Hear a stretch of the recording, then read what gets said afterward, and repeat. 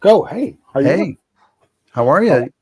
Calling Chris Anderson in it looks like London, but it looks like maybe you're not what really in London. Is I this kind of some think. sort of Yeah, laser I think 3D thing? it is. It's my hologram is now in. Should be in Saipan. So your reality is in Saipan, but you're beaming back Yes, this that. image to the History Happy Hour people. Yes.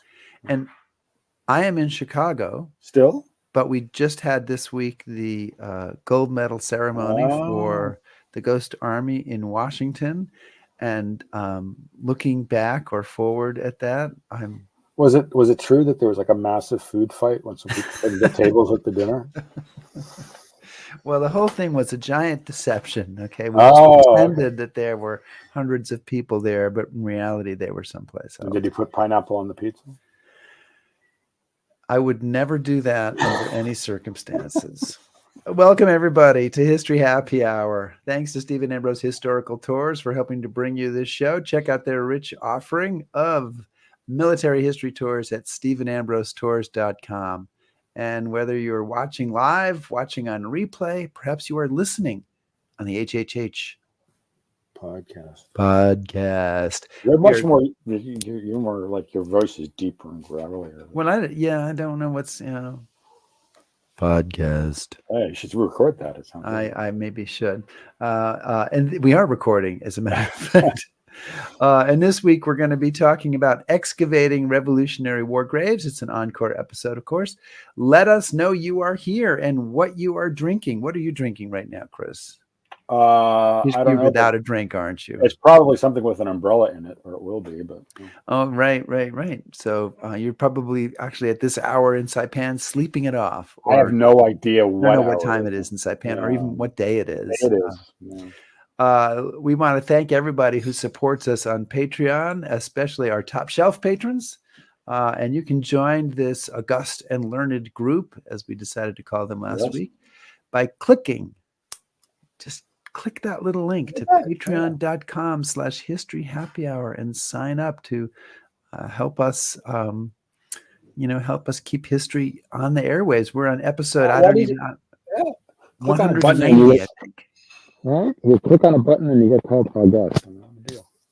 You're suddenly muffled, but okay. Oh, okay. Now you're better. I said you click on a button and all of a sudden you're August. So. Yeah, you're right. Suddenly you become one of the founding, one of the backers, one of the important, I don't know.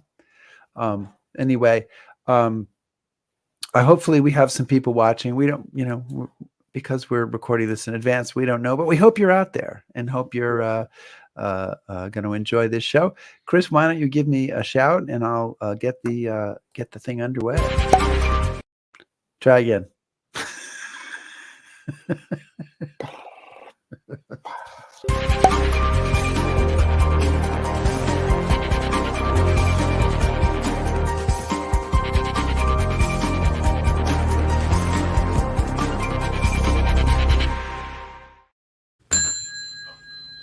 Bar is open. The bar is open, and we're going to head back in time to the American Revolution and some stuff associated with that. The Battle of Redbank in New Jersey was a one-sided American victory over a Hessian force attacking Fort Mercer on the Delaware River in November 1777. And the Battle of Camden in South Carolina was a disastrous American defeat, which was inflicted by Lord Cornwallis upon American General Horatio Gates in 1781. And archaeological digs at these two battlefields in the last 2 years have unearthed the remains of, I think, an astonishing number, at least 27 Revolutionary War soldiers. American, Scottish, Hessian, men, teenage boys, all who have lain there for 250 years. And Chris and I have been wanting to talk about these digs since last summer, and we have finally put it together to do it today. And we have 3 guests joining us. We want to welcome Stephen Smith from the University of South Carolina Institute for Archaeology and Anthropology, who's the principal investigator of the Camden Battlefield Project.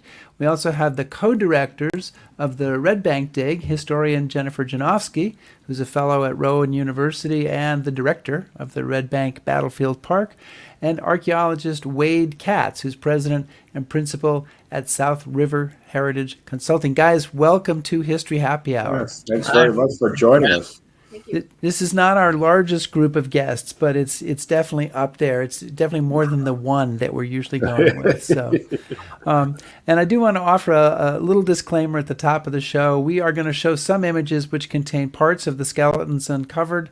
Nothing shocking or gruesome, but if that's something that might be triggering to you, we just want to make you aware of that now.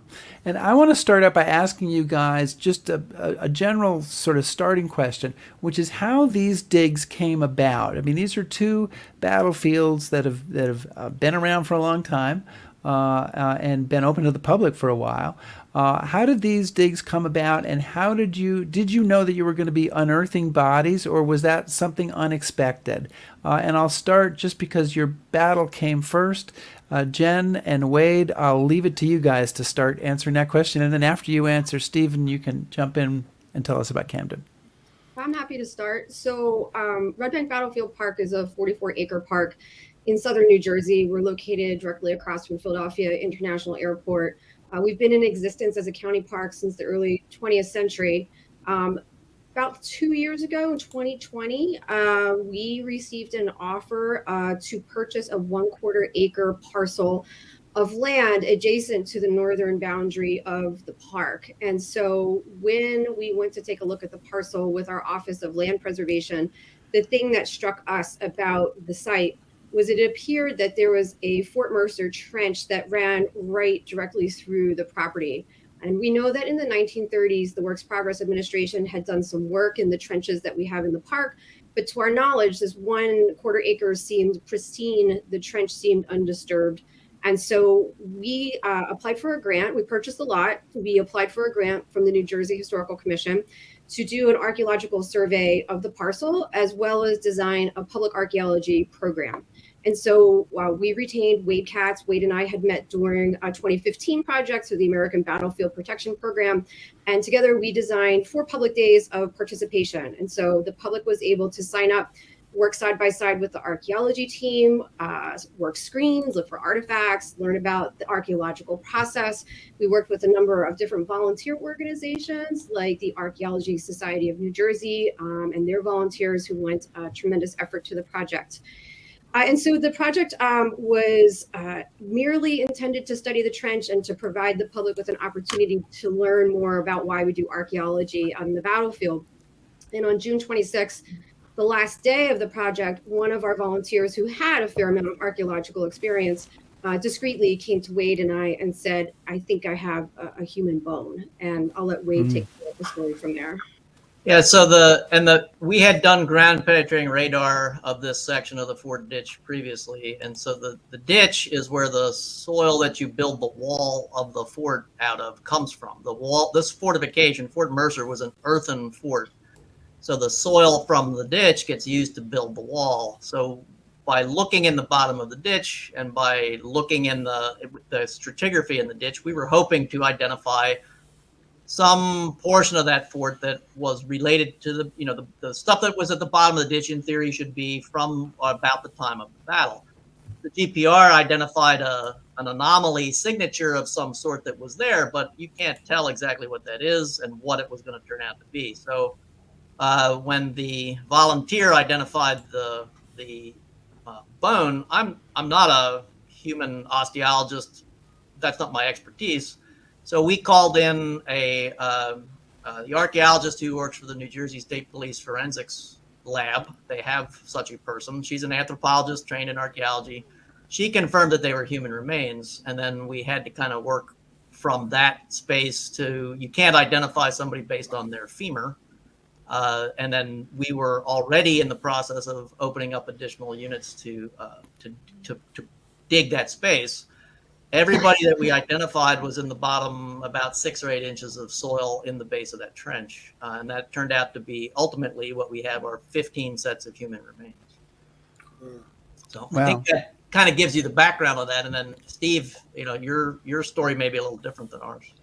Yeah, initially, this battlefield has not been protected in the past, and in the late 90s, my colleague Jim Legg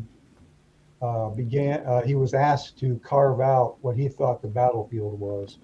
It was about 1998, and he identified a small area around a DAR park, which was the only area where there was any monuments to the battle at all.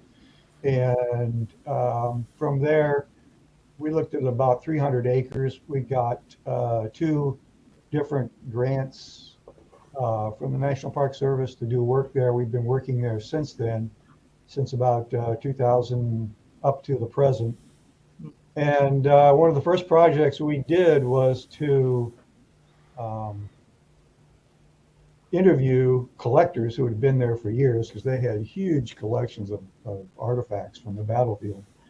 And in the course of interviewing them and taking them out to the battlefield and asking them where they found things, they identified some human remains that they had uncovered. In some cases they didn't. In some cases they said something like, well, we found 2 buckles here, two shoe buckles here. And that kind of gave us a hint there might be something else there. And then in the course of our work, we identified locations, and that turned out to be 6 individuals. And in about 2019, the South Carolina Battleground Trust, we had expressed the importance of the fact that these burials were very, very shallow, just below the surface. Every one of them except the British soldier. And the British soldier had been found by a relic collector who had obtained a large brass sword belt identifier. And so he was about 1.5 feet on the ground. The rest were just below the surface. In fact, during the excavations, we realized that one of those had actually his femur sticking above ground. You couldn't tell that in the woods at the time, but through our excavation. So the South Carolina Battleground Trust decided, and we thought that was a good idea, to get these gentlemen excavated because they were in danger. There was ongoing forest activities, cutting of trees, and every time they went in and do some logging, you're going to disturb these remains. And the trees were about ready to be logged out, so it was time, and the South Carolina Battleground Trust funded the work to recover 6 individuals. In the course of that work, a couple of those individuals one became 5 and one became 2. And in the course of our expansion around our units, we came into a 3 group. And during the course of the work, we did additional systematic metal detecting, and it came across yet another. So we ended up with 14 individuals, 12 Continental soldiers, 1 identified soldier, and he only had civilian buttons on him, and then 1 British Highlander sent from the 71st Highland. So guys, this isn't going to be a history discussion, and we wouldn't have enough time, even if we wanted to get into the details of the battles. But maybe you could just kind of briefly tell us a little bit about the particular actions where you're doing these digs, and if there's something as stands out about the fighting or whatnot, just so our viewers have some kind of point of reference as to what we're going to be talking about. I'd be happy to talk about Redbank. I feel like I've been the park director there for almost 10 years, and I think it's one of the most remarkable battles in Revolutionary War history, and yet it continues to surprise me that people just don't know much about the significance of the battle. It's part of the larger Philadelphia campaign. In September of 1777, Philadelphia falls to the British, and the British are in desperate need to get supplies into the city of Philadelphia, but the Americans commanded the Delaware River. They did that through a series of underwater structures known as chevaux de frise, which were basically like large sharpened spears that would like pierce the hull of a boat as it's trying to progress into the city. There's also a series of river fortifications. So Fort Mercer, where we are on the New Jersey side, across is Fort Mifflin in Philadelphia, and to the south is Fort Billingsport. So the 3 forts were working together to keep supplies out of Philadelphia. In October, the British are starting to get desperate. They need to open the river. So they send Hessian troops to attack Fort Mercer. Defending the garrison is the Rhode Island Regiment. What makes this a particularly interesting moment in Revolutionary War history is at that time, it is an integrated fighting force. So we know through recent research that 56 of those individuals are of African American and Native American descent. And so you have Black soldiers, Native American soldiers, and white soldiers defending Fort Mercer under the leadership of Colonel Christopher Green. If you were a betting person on that day, you would not have picked the Rhode Island Regiment to win the day.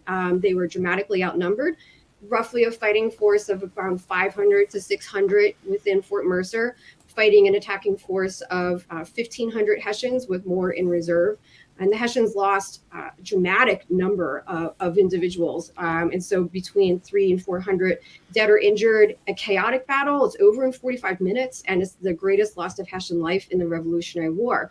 So even though the Philadelphia campaign ends up being a loss, it is a battle that gets international attention. You know, John Adams says, hey, Europe is going to start taking us more seriously because these guys can seriously fight. And so it's a remarkable moment to me, particularly because of the contributions of the Black troops and Native American troops who participated in this battle, which is the subject of my ongoing research, is to reinsert them back into the historical narrative, because for over 100 years, this was not something that was discussed or any part of the interpretive programming that we offered at Redbank. And so this has been something that has been important to me, that people understand the diverse participants in the battle. And now with the discovery of Hessian remains, it gives us even more opportunity to talk about the diversity of participants in that space.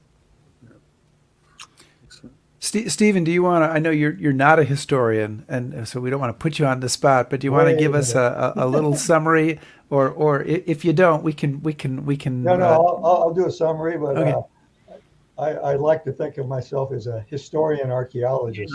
Historical archaeologist. Yeah, I do quite a bit of history. Historiarchaeologist, maybe. Yeah, so you can't do historical archaeology without, right. In the early days, they did historical archaeology without doing a lot of history, but today we do a lot of history involved in the archaeology. But that's beside the point.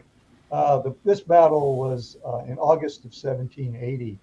And in late 1779, the British turned their strategic effort against the colonies towards the south, and the British captured Charleston in May of 1780, and immediately fanned out into the backcountry and captured all the little countries, villages, in order to subdue the backcountry, and that included Augusta and 96 and Camden and Georgetown, and kind of an arc, and Camden was sort of the keystone in that arc of occupied British villages. And after that loss of 5,000 men captured in Charleston, the Americans sent down reinforcements. In fact, some of them were on their way before the fall of Charleston in May of 1780, but they held out in North Carolina and waited for Congress to come up with a new commander for the Second Continental Army to come south. And that turned out to be Horatio Gates. He inherited what he had, and there was large numbers of Virginia and North Carolina militia that eventually would join him at a sort of a small plantation mill site called Rugeley's Mill, about 13 miles north of Camden. Cornwallis, who was in Charleston at the time, immediately rode north to join Lord Rawdon in Camden. Ironically, Gates decided he wanted to get closer to Camden to put more pressure on the British. And the British knew that he was where he was. And at 10 o'clock on the evening of August 15th, 10 o'clock in the evening, both sides started marching towards each other. They met at the battlefield in the middle of the night at about 2 a.m. There was a brief skirmish. The British immediately fell back, and Cornwallis told everybody to pretty much take a nap. We know we don't have to march an additional 3 miles. There they are. The Americans spent the evening trying to get their forces lined up, and you can see from this picture here, the dark blue is the Americans, Continentals, and the light blue are the American militia. On the far end is the Virginia militia. And in the morning, that very early in the morning, the Americans saw the British beginning to deploy, fired canister at them as they were deploying. But as you have a setup here, both sides used the classical setup by putting their strongest men on the right side. So you're looking at the Americans on the right side there of the picture. Those are the First Continental, Maryland, Delawares, up against the Royalists and Loyalists and the Volunteers of Ireland. And then on the left side, you've got the Virginia militia and the North Carolina militia against the 33rd and 23rd regiments of foot. Behind there is the 71st Highlanders and Charlton Dragoons. And what happened was, as soon as the British marched forward to engage the Americans, the Virginia militia began running, and then the North Carolina began running. And there was a tremendous battle on the right side of the battlefield. The Americans' 2nd Brigade in reserve there tried to move forward to engage the regular British forces. It ended up being 2 battles, and then Cornwallis saw the gap between the 2 battles that were occurring and sent in his dragoons and Tarleton's guys, and from that point on, it was a massive retreat. Several thousand Americans killed or captured. No one knows how many. Cornwallis claimed 900, probably not that many killed, but a lot captured. And many of the Continentals fought their way off the battlefield and actually showed up in Hillsborough, North Carolina, a couple of months later. Some of the Virginia militia may still be running. And Horatio Gates went on a very famous ride. Mile ride. Who rode all the way to Charlotte, and then decided that there wasn't anything he could do there, so he rode all the way to Hillsborough. Kept going. Didn't do his reputation very much. Yeah, that the hero of Saratoga kind of was the goat of Camden. And So, we've talked about the battles a little bit. We understand how the dig started. So, I guess one of the things that I think people would want to know about is what you can learn, what you have learned from the bodies or the remains, because I know in some cases it's not whole bodies, the remains that you've uncovered. What have you already kind of drawn from that? And then what might you be able to learn in the future through forensic analysis or DNA or whatever lab stuff, that you might be able to do that would kind of give you even more in-depth information? And again, we'll start, Wade and Jen, with you guys. You want to start, Jen? Go ahead. Well, no, why don't you start, Wade, and then I can come in at the end and talk about the interpretation stuff. So maybe So this is just proof that this is a spontaneous show. Not, We didn't plan this all out. Yeah, that's right. We try not to speak over one another. So, so the archaeological work that we did, as we uncovered the remains, as I mentioned, they were near the bottom 6 to 8 inches of the fort ditch, and that included the number of artifacts that we actually got was very low in comparison to the space that we were in. The bottom of that ditch was only about 13 feet across. We identified the inside scarp wall of the fort very clearly. The exterior edge of the ditch, the counter scarp, is also fairly well defined, and all sets of remains were inside that space.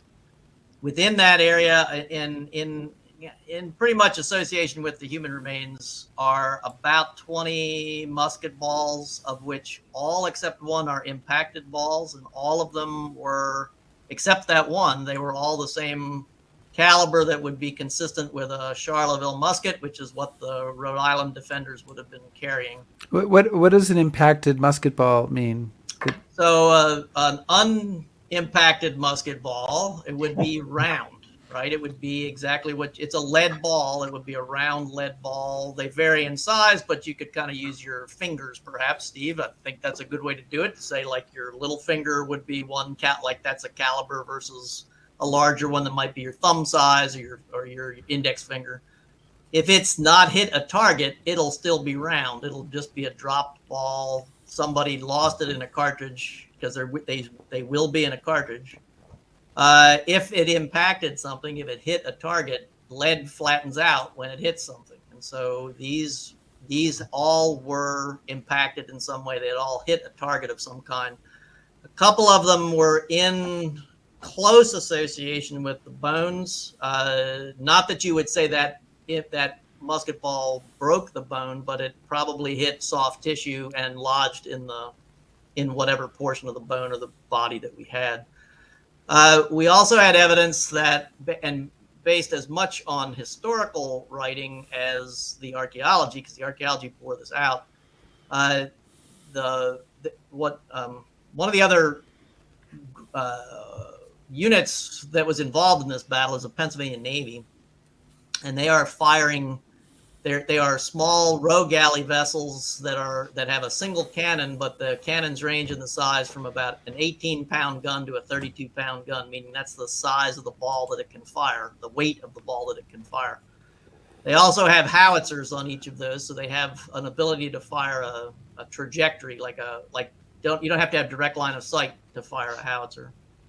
And they are firing. One of the Hessian survivors says that those vessels were firing chain shot and bar shot into the Hessian assault force. So chain shot would be two cannonballs linked by a chain that when it's fired, it comes out and spins.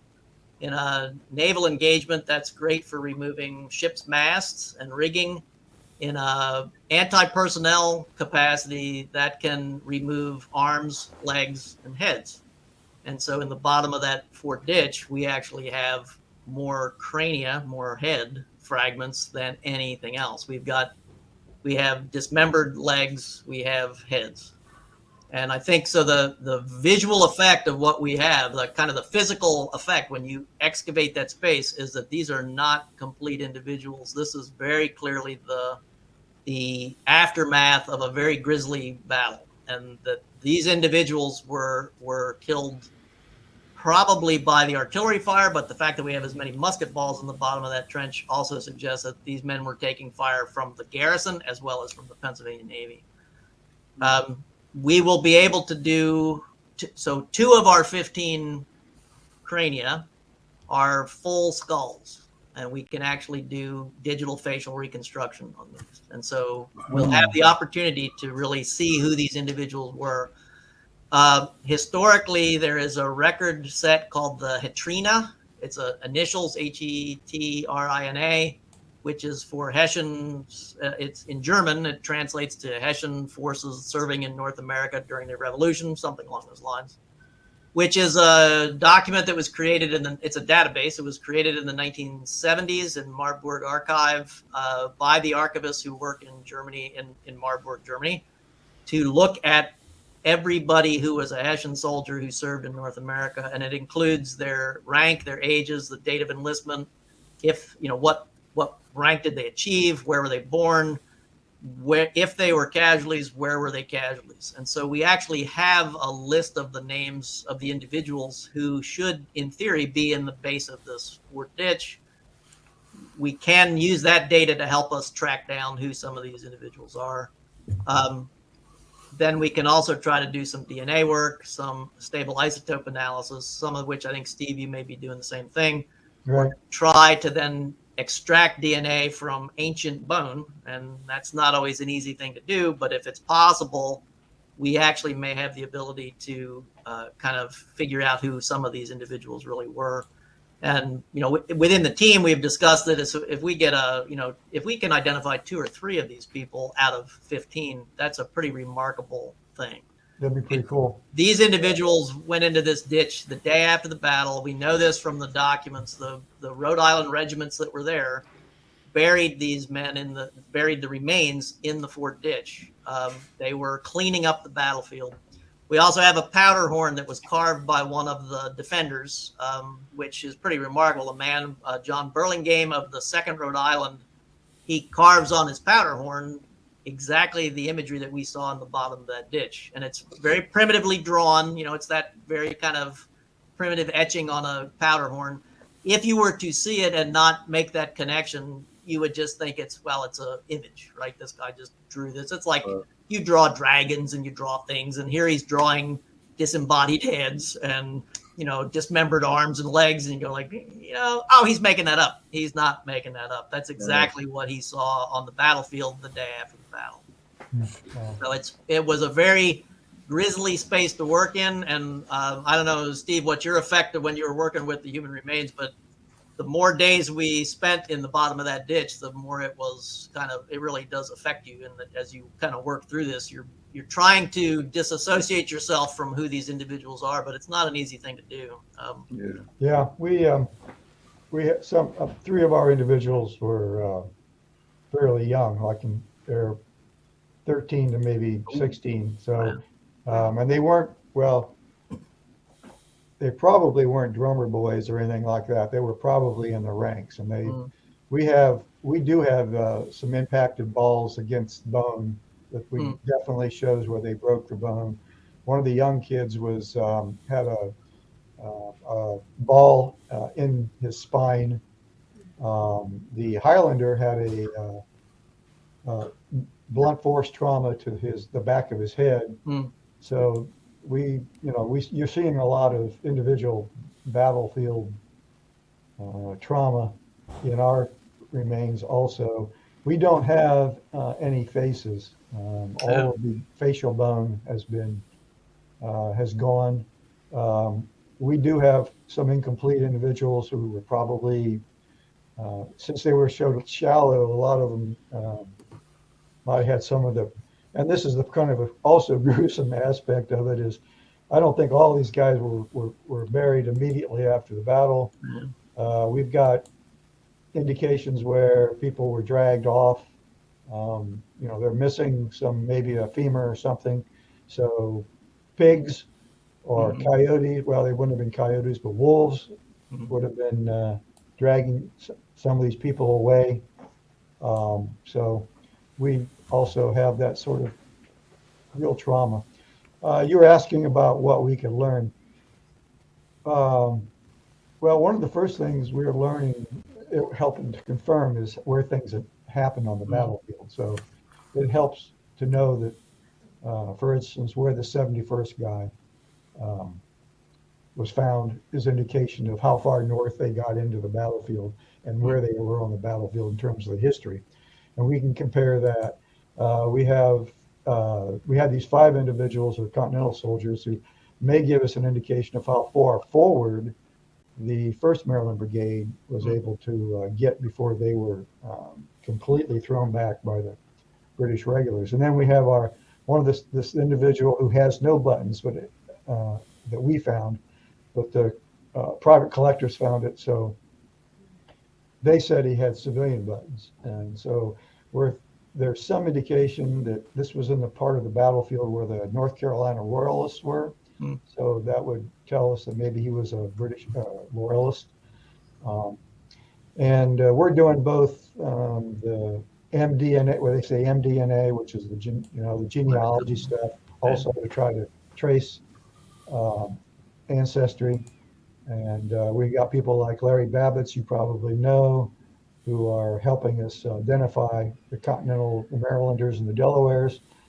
And then we have another forensic anthropologist, Carlina De La Cova, with the University of South Carolina. She's working on the shotgun DNA, which will help us determine things like some of the long-term illnesses that might be there, some sort of childhood illnesses that they suffered.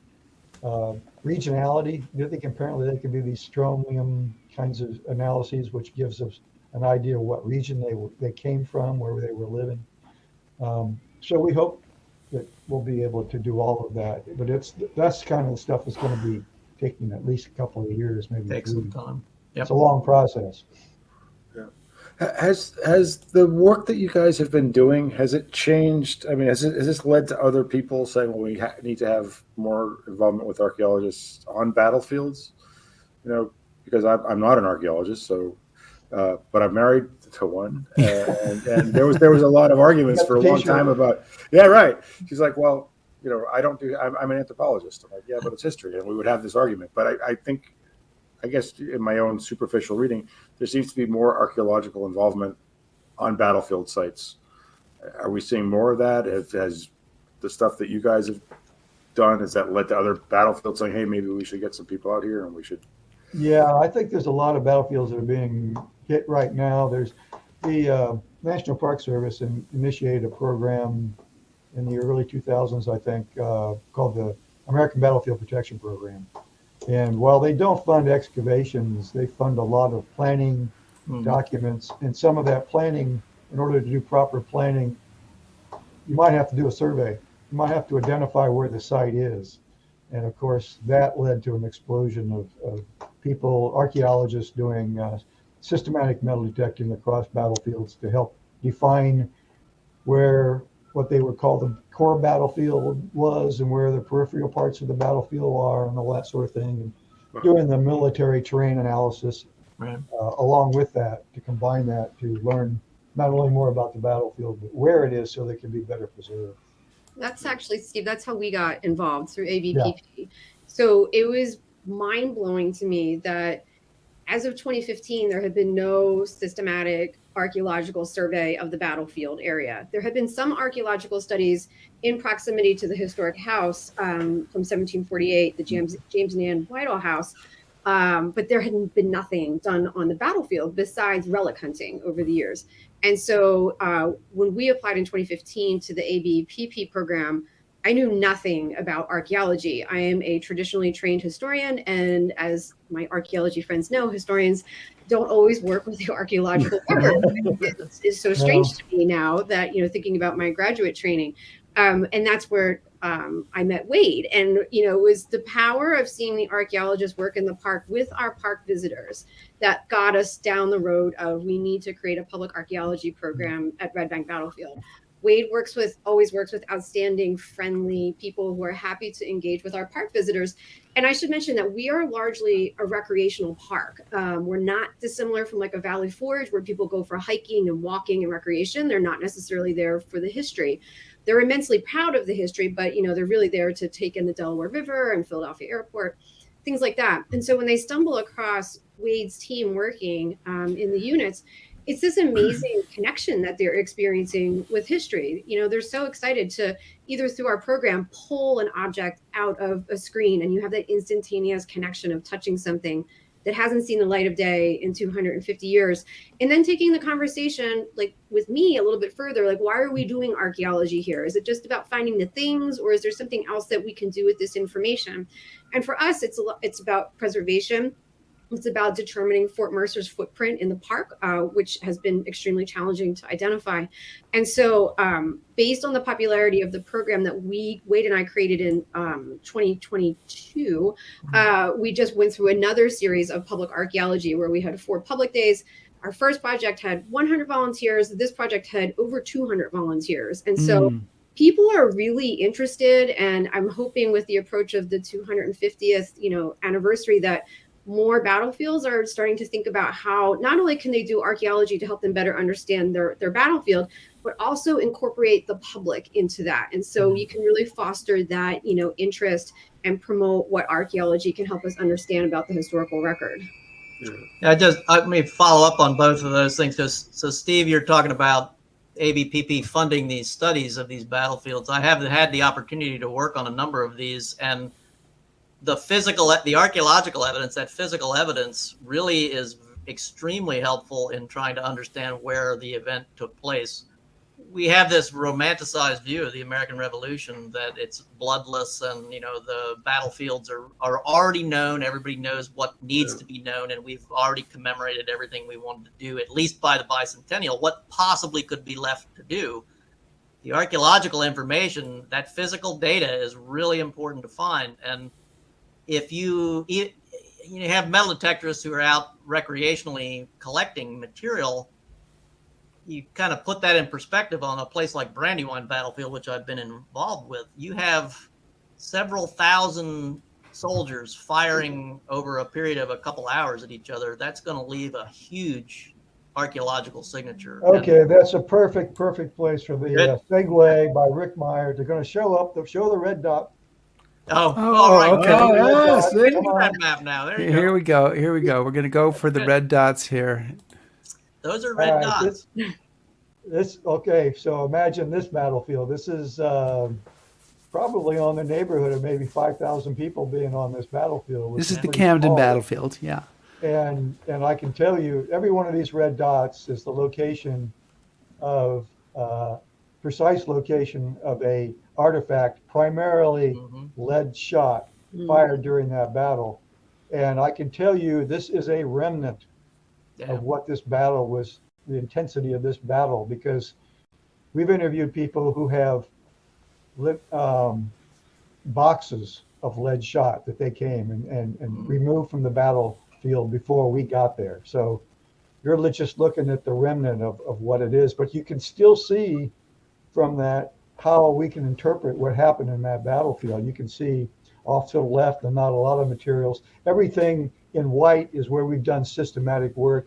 Everything in green is where we had not. So they're kind of, it's not a perfect, because we have to go where we have the opportunity to go, where there's been some burning done, where they've done some controlled burning, or where they've done some logging or clearing for some other purposes. This has given us an opportunity, but still, even then, you can see where the intense battle occurred on the left, and that retreating battlefield of the first Maryland on the right, or the east side of the road there, and how they fell back. So anyway, that's just perfect segue into the idea. Rick appreciates that. He gets Yeah. visual. Got a visual. That was good. Yeah, we worked on that pretty hard. We have some questions from our audience, and one of them we kind of touched on this, but I wanna kind of go into this and maybe ask you to go into this in a little bit more detail. Has any attempt been made to trace living ancestors of these soldiers who died in these battles? Is it even possible, given the public DNA databases available? So you guys, you lighted on this a little bit, because you said, Wade, maybe we can identify 2 out of the or 3 out of the 15 people we have. But is this something that is realistic, that you can maybe find DNA and then find somebody today who's related to them and go back in their tree and actually put a name to those remains that you have? I would think it is possible. Now, in our conversations with our DNA and analysts, and I think she's a little more conservative about this than I am, you're looking at 245, 250-year-old DNA in in some cases, not in good condition. So you're going to get DNA from roots of teeth, or kind of cortical bone, and that's usually going to come from things like femurs, or heavy big bone. We don't have much of that. What we do have is teeth, but many of our teeth are enamel only and very little structure that's left inside. So right now, what we have done is sent off for analysis 5 samples, right, Jen? I think that's what we did. Yes. And we're going to just see what that provides. And we've sent pretty much the best individuals that we think we have. If that's successful, we can do additional sampling as well. Now, linking it to a modern population, once we have the DNA sequence for our group, then we can possibly do that and make it available for other people to see what that is. We've had people, and Jen can probably address this, we've had people come forward and say, I had an ancestor who fought in the revolution, you're welcome to have my DNA, these kind of things. So. Well, we've got that's exactly the same answer I would give. First thing, do we have DNA that we can use? And we've done the same thing. We've sent off some DNA collected from the inside, the pulp of the teeth, Right. And that's gone to experts to try to figure out whether we can get that DNA. And then the next thing is whether or not it's going to be good enough to do what we want to do with it. Then we have to eliminate and get a list of individuals that we know from various units that participated, get the names of the people who died, and that's being worked on. And then we have quite a few throughout the process. We've had people contact us, and also just like Wade, volunteering, saying my ancestor was died here, and I want to know whether or not it's him. So we kind of have already a bank of individuals who want to participate. But it's still kind of a long shot. It may be. Yeah. We might if we can get 2 or 3. Now the one I think you sounds like your Hessians might be better chance than I do, than we have, since you've got that list already pretty well narrowed down. Right. But the best chance I think we have is going to be with the 71st Highlander. It's a smaller population. It's one individual. He was, and I might point this out, he was buried a 1.5 feet deep. He was buried formally. He was laid out. His friends buried him, basically. Somebody on the British side knew him and took the time to put him in the ground deeply. The rest of the individuals are just thrown in depressions and covered over, or very shallowly dug holes and thrown in and piled up on each other. And we know the casualties of the 71st Highlander is very small also. So those 3 things give us the opportunity to narrow down on that gentleman. We might be able to figure out who he is. Yeah, that's cool. Yeah, but people are so invested in this. I don't know, Steve, if you've seen this. It sounds like you have. Yeah. People just really want that connection. They They want that story. The first right? thing everybody asks. Yeah, they're like totally cheering. Like they want you to like get this thing across the finish line and at least like identify a few people. So this past year, Wade and I have been all over New Jersey giving this presentation, and it's remarkable. The emotional connection that people have to the project. And maybe Steve, you've seen that as well. Just people who don't actually even have an ancestral connection. They're just really touched by the story and the efforts of the archaeology team to recover these individuals, and then of the historians to try and tell the story. Both projects have such incredible parallels to the work that we're doing. And so you get an interest from Germany too? Yeah, so that is an interesting question. Not necessarily from the government. We did give them, we notified them prior to the press announcement and actually invited them to visit the site just to see for themselves the work that we're doing and meet us in advance of any news announcement going out. They basically said thank you for the heads up, very polite, but they didn't express much interest in anything beyond that. Interestingly, we did hear from several people in the Hesse region of Germany who did reach out and contact us to say they know that they're descended from Hessian soldiers. How can they help? We also heard from the American consulate in that area. I think his email headline was something like "You're a hit." Like it made the like local newspapers. People were really excited in Germany to be talking about the project, and so. That to me has been, I think, as a public historian, I don't do the archaeology, but I can certainly get the word out about, the project. Just like listening to people and seeing the excitement about when they learn about the project is remarkable. Yeah. Well, one of the things I wanted to ask you about, we touched on it a little bit, and I'm going to kind of attach it to a question here. But I'd like to know a little bit more about kind of the role of amateur archaeologists and people who want to volunteer, because obviously you've gotten a lot of participation for people that aren't professionals. And I'll attach that to a question from Frank, who says, are there opportunities for students of history to assist in the excavations? And what's the procedure to volunteer? Well, for Redbank, Frank, you can reach out to me. You can reach me through Rowan University's History Department website or Gloucester County, New Jersey Department of Parks and Recreation.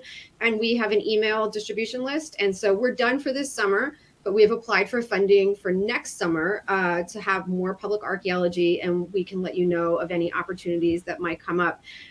If you are in the state of New Jersey, you can join the Archaeology Society of New Jersey, and they do advertise opportunities for volunteers to participate in projects just like they do with ours. Or look in your local communities to see who is doing archaeology and see if they do want to work with volunteers. We are always happy to work with volunteers. When we went into phase 2 of our project last year, after the discovery of human remains, the public component was stopped, obviously, but we did have a committed crew of about 15 other individuals who we could trust, who were devoted and who put in the hard work of assisting the archaeology team. And so they were a really critical component of the success of the project. And they continued, they're the trench crew. They have t-shirts, they come to our events, they come to the park, and it's a remarkable group of individuals who committed so much sweat equity into this project. And we certainly couldn't have done it. We didn't have a budget to hire 15 archaeologists. They were just tremendously devoted to what we were doing. Well, Yeah, they're probably one of the best field crews I think I've ever worked with in terms of their devotion and interest. And many of these people were retirees, so they had the time and the ability to come out and work, and they brought other skill sets with them that had come from their original jobs or the jobs that they had had all their careers. They were a good group of people to work with, and they were not doing the excavation of the human remains. That was being done by the professionals, but they were there to assist the excavation work, and it worked out really, really well. Yeah, for me, we have a kind of a cadre of detectorists that we use. They're really good. We have high quality data. We can follow behind them and not find anything. And during the at this point, we don't have a project. We may be doing additional work funded by the Historic Camden Foundation, who now owns the property. And if we do that, we would have a need for people, and they can contact me. During the project, we had amazing cooperation from the South Carolina Department of Natural Resources.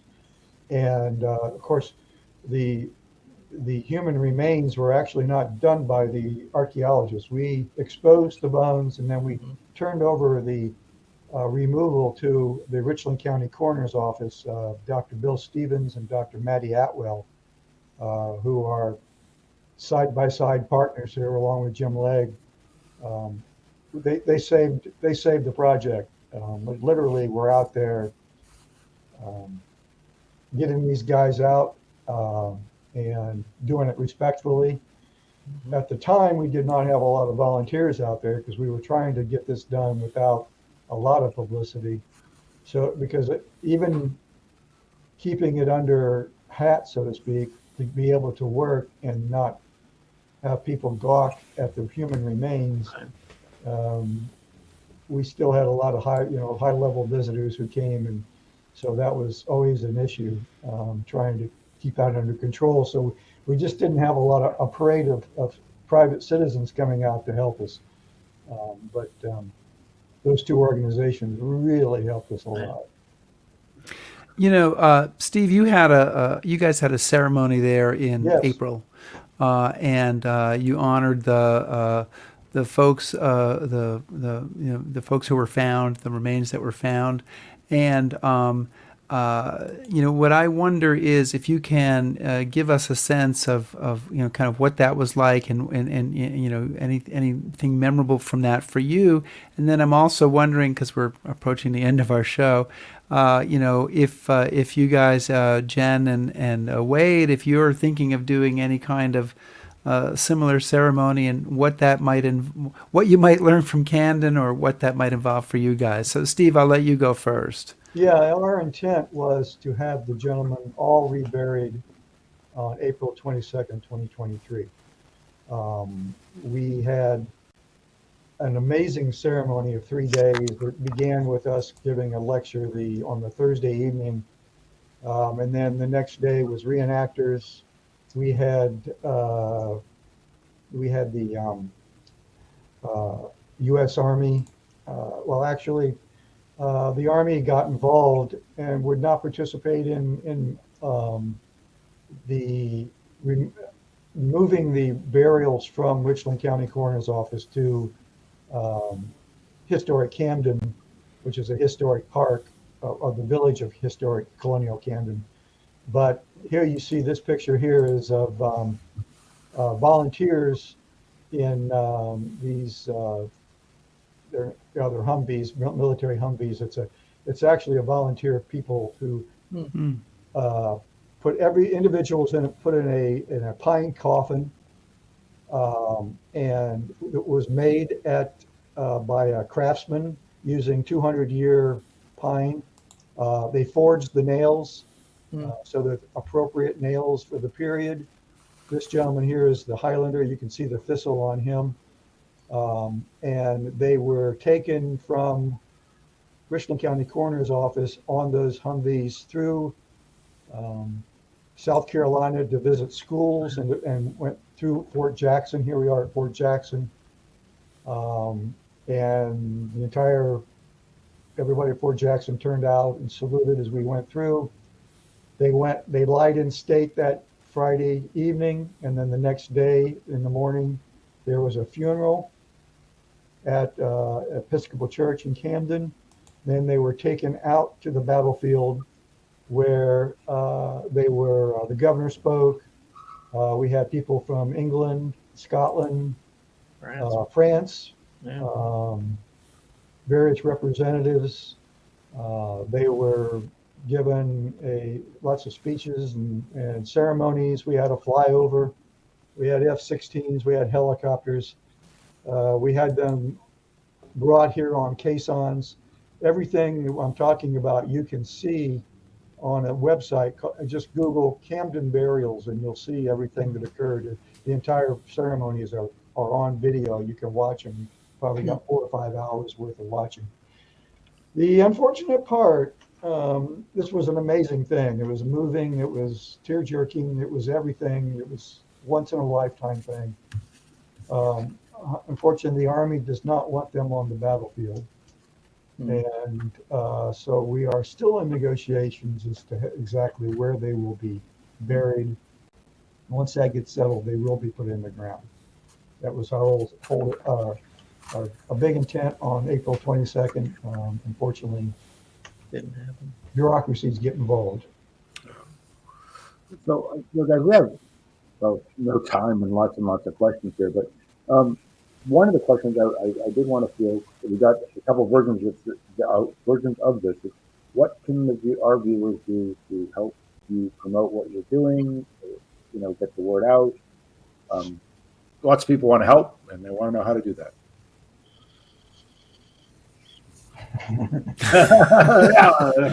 Well, thank you very much. Here's your chance, Jen. What do you want to say? You can send a check to. Well, no, It would this is part of it. If that's the answer, that's the answer. It's I'll okay. do this from the perspective of not working for the county government in Gloucester County. We could use a brand new visitor center because this is such an amazing study. This is really something that the public would love to see. The new kind of range of interpretation that this is going to help with. I mean, Hessian forces in the United States are never really considered the way you could consider them now. The interpretation of these soldiers and these men would be exciting to be able to do here. And ultimately, if we can, we want to push this. And I don't know if Jen was going to try to talk about this, but we're going to try to push this research back into Germany so that we understand what happened to the communities that these people came from. What happens when the message gets back to your small village that says 8 or 10 men who live in your village are gone and you'll never see them again. They died somewhere in North America. We don't know anything about them. What's the effect of that on that community? How do they respond to that? So we're kind of make it a loop from the battlefield back to where they came from. I would just add, if you're in the Philadelphia area, come take a short trip over the bridge. Over the bridge in South Jersey means either the Ben Franklin or the Walt Whitman, but it's literally 15 minutes from historic downtown Philadelphia. And it's a beautiful park. You can have a picnic. You can take some tours. Park visitation drives our support from Gloucester County. And so the more people who come and visit us and express their excitement about visiting with us, the bigger we get, the more visibility we get, the bigger the budget we get, which could translate into something like a visitor center. And so That's the best way that you could help support us. Yeah, the South Carolina Battleground Trust and Historic Camden Foundation are both 501(c) profits. The South Carolina Battleground Trust tries to preserve battlefields all over South Carolina, obviously, and you can certainly make a contribution to them, and it would be very helpful, and that would help go towards our DNA studies and everything else like that. So thanks for that opportunity to mention that. So I want to thank all you guys for joining us today in the opposite order of the way I first introduced you. Wade Katz, Jen Janofsky, and Stephen Smith. Thank you so much for coming on and sharing with us about the work you guys have done. Really amazing. And so we say goodbye. Thank you. Okay. What happened to There. Nobel? We're not. We skipped that. It's in the Sorry. pre-recorded part. We're at the end of the show now. Oh, okay. I'll start again. Are we at the end of the show? Yeah, we are. I can use all this. I don't have to start again. Oh no, it's I know it's after a while of recording these, it gets confusing. But I'm easily confused. okay, so next week we are going to be back with. I know we have 4 Encore episodes in a row. We've done 2. We got 2 more because of various travels. Next week we're going to be talking with Kent Masterson Brown, and he is the author of a book called Meade at Gettysburg, a study in command. And so we're going to replay that conversation, which was quite fascinating and kind of gets into this general who is, I think, a little bit underrated and underappreciated, and we get into his role and what he did at the Battle of Gettysburg. Well, I since I got the recording episodes wrong, I just wanted to say that I was so jealous ever since you did RevNov that in honor of this show, and since they found somebody from the 71st, I got my little Highlander out and I was going to have, but now it's too late.